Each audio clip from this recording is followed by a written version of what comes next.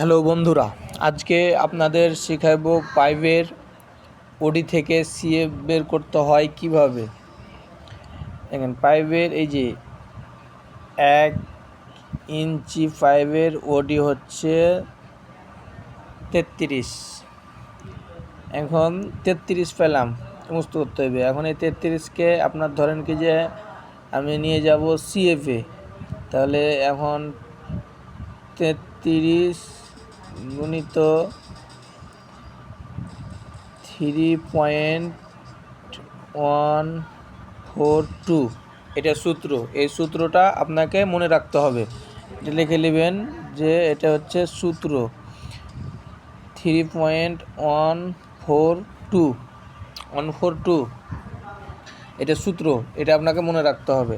পাইপের ওডি যত পান আপনি, এটা হচ্ছে ওডি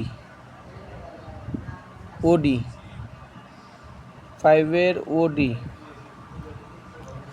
তাহলে আপনি এটাকে 33কে 3.142 দিয়ে যদি আপনি গুণ দেন, তাহলে যেটা পাবেন এটা হচ্ছে সিএফ।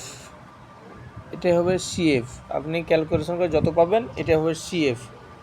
ঠিক আছে, তারপরে ধরেন এটা 1 ইঞ্চি পাইপের, এটা 1 ইঞ্চি। আপনি এরপরে 2, 3, 4 যত দিবেন আপনি একই ওডি যত পাইবেন। 2 ইঞ্চি, যেমন 2 ইঞ্চি পাইপের ওডি হচ্ছে 60কে আবার 0.142 দিলে সিএফ বাড়িয়ে যাবে, এভাবে যত আসে। তো বন্ধুরা, আজকে আপনারাকে শিখালাম ওডি থেকে কিভাবে সিএফ বের করতে হয়। এরপরে শিখাবো যে 90 degree long radius, short radius কীভাবে বের করতে হয়।